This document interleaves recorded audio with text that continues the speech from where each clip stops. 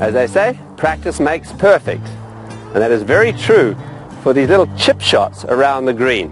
Now let me define a chip shot. A chip shot is one where the ball bounces onto the green and rolls a fairly substantial distance. In other words, it'll roll more than it will carry. And when you get close to the green, if ever you have the opportunity of doing that, make sure you play a chip shot rather than a lofted shot.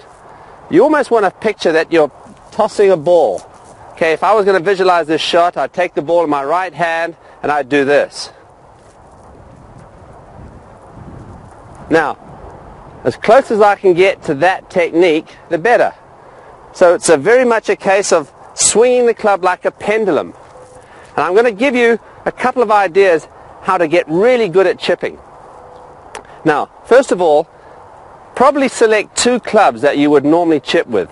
I'm using a 7-iron here for a fairly lengthy chip. As I get closer to the green, a shorter chip, I'm probably going to use a 9-iron. So if you use a 7-iron and a 9-iron, that's not bad. That's pretty good. You might use an 8 or a 6, but I would suggest for most players a 7-iron and a 9-iron. Now, what you want to do, you want to grip all the way down almost to the metal, right at the end of the grip. You want to have your feet fairly close together, just a few inches apart. Maybe the left foot pulled back just a touch. You can see here, just pulled back just a little bit. And then, with the ball opposite my right toe almost, have a little bit more weight favoring the left side. Now, the trick here is to make sure that you don't use any wrists. People have problems where they flip their wrists in this fashion here. They try to scoop the ball. The firmer your wrists are, the better. The more like a pendulum, the better. So this left hand always stays firm. You never want to see your left hand breaking down, as we term it. So what I like to think of is taking this triangle formed by my arms and my shoulders, moving it back and through. So if you think in terms of triangle back, triangle through, pretty much on a straight line, you will find with a little bit of rhythm, remember, rhythm and smoothness are very important in these shots. Swing it back and through, make sure that left hand stays nice and firm. So, straight back and straight through, swing the triangle, and make sure you really watch the ball. That's key. A lot of players miss these shots, or miss-hit these shots, because they move their head too early. So keep your eyes focused on the ball. Now, we set up to it. We picture the shot once again. Notice how keen I am on you trying to picture that shot the whole time. Get a positive picture in your mind of what you're about to do. And then get over the shot. Swing the triangle back, swing the triangle through.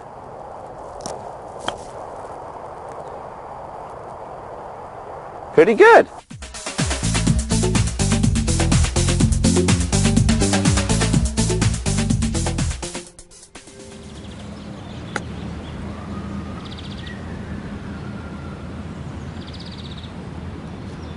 Well, how's your chipping from just off the edge of the green? If you're like many golfers I see, you've probably got a problem. The fact is, this is a relatively simple shot. All I'm trying to do is bump the ball onto the putting surface and let it trundle up to the hole. Now, many golfers, what happens is they try to lift the ball in the air. They constantly try to help it in the air. They take a lofted club like a wedge, which I have here, and then they try to apply some loft to the ball. You've got to let the club do the work. So the key is learning to have a good angle onto the ball, where when you hit it, your hands are nice and firm. You want to keep the wrists out of this little shot.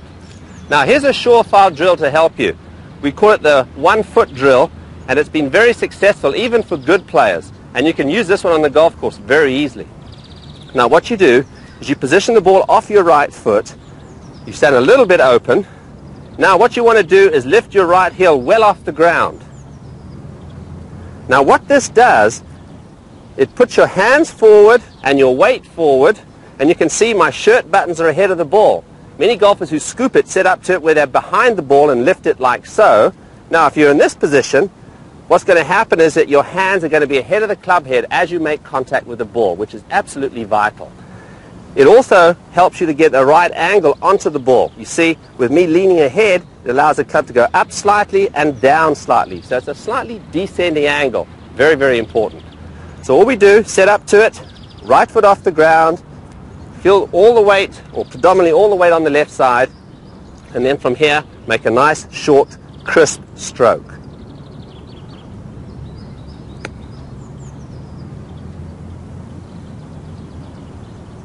And there we go. Give this drill a try. It's guaranteed.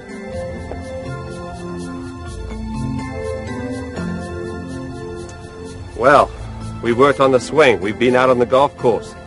Now we have to learn how to hold those all-important putts. And I've got 3 great drills for you.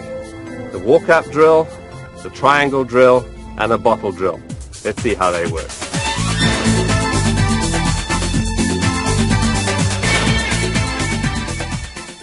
Isn't it maddening when you're out on the golf course and you've got a short putt, might mean something in match play or something like that, and you step up to the ball and you're grinding over it and sweating and trying to be very precise. You feel tight, you feel tense, and you make this jerky stroke, and surprise, surprise, you miss it. Then without thinking about it, you just pull the ball back almost in disgust, step up to it, and knock it in. Now why is that? Why is it so much easier the second time?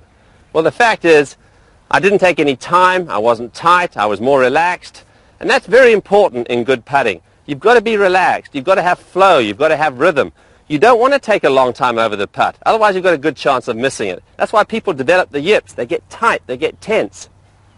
Now I've devised a little drill here to help you with your rhythm, and we call it the walk-up drill. What I've done, I've laid 6 balls down on the green in a semicircle, about a foot apart, and about 2.5 feet or so away from the hole. Then what I'm going to attempt to do is to walk up to each putt and knock them in without really thinking about it. So keeping the putter in motion. So I'm constantly moving. So I'm not tight, I'm not tense. So let's see how I do.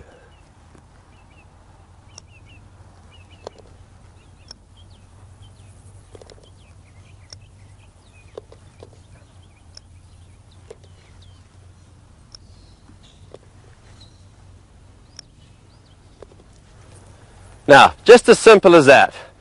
I wasn't tight, I wasn't tense. Now, you can practice this on the putting green, and the key is, when you're over the putt, you don't want to stand over it for any length of time. You want to be relaxed. You want to be in motion. Don't take too long. Have one look and knock it in. So next time you're out there, try that. Relax, one look, knock it in. No problem.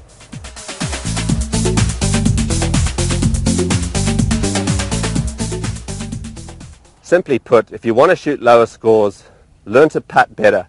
Saving strokes on the greens can really help you as far as your score is concerned. You know, during a round of golf, if you 3-putt, or if you miss a 10-footer, or rim it out, or miss a 2 or 3-footer, you tend to forget those. What one tends to remember is the out of bounds and the shots that go in the water. But you know, at the end of a round, they all add up, and you could certainly shoot a lot lower if you could putt well. Now, to learn to putt well and consistently, if you watch the top players, their hands, arms, and shoulders all work together.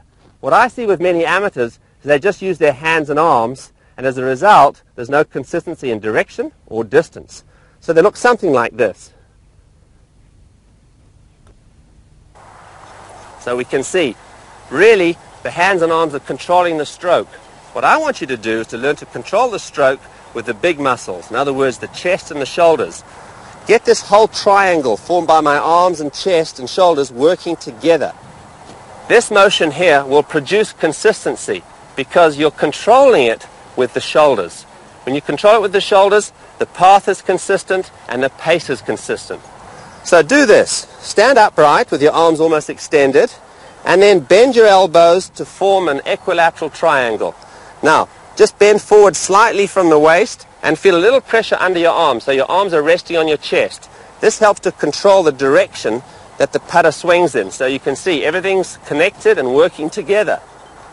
Now, when you get over the putt, what you want to think in terms of is 1, 2. 1, the right shoulder moving back. 2, the left shoulder moving through on the follow-through. So if you get that 1, 2 motion and keep this triangle working together and keep your head still, you'll find that the putter will move through on a consistent path, and all then you have to worry about is the pace. So let's see how we do. So get that triangle working.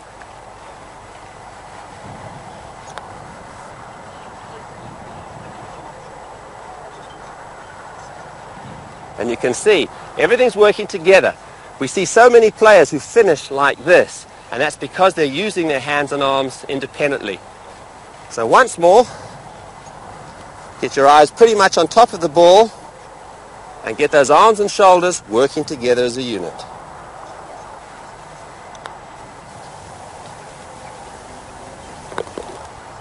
Just as simple as that. Now, control your stroke with your triangle and watch those scores come tumbling down.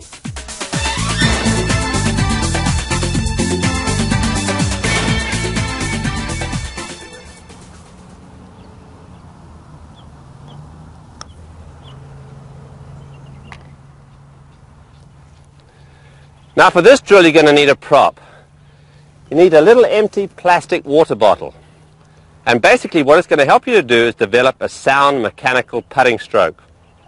I see many golfers, when they take the putter back, they either take it back too far, or otherwise the putter goes outside the line or inside the line, or it wobbles. There's just no consistency in the stroke. And that's very important if you want to be a good putter. So now all you've got to do is take this bottle, stick it under your arm, and keep some pressure on your chest, and make sure as you swing back that you maintain that pressure. What will happen, it really makes your shoulders, arms and chest work together. It also guides the stroke. It doesn't let it move out or in too far. It allows it to go fairly straight back and through. And this is really what we're after. This is something you want to practice on the putting green, practice on the carpet at home, and if you do it regularly, I'll tell you what, you'll find that your putting stroke will really improve. So, get yourself a little bottle, stick it under your arm,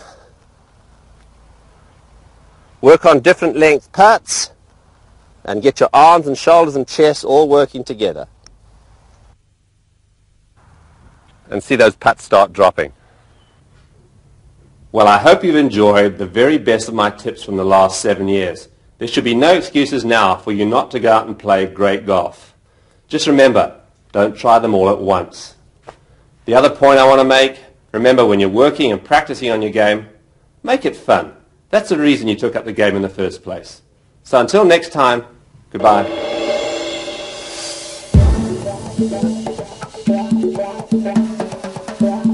Thank you.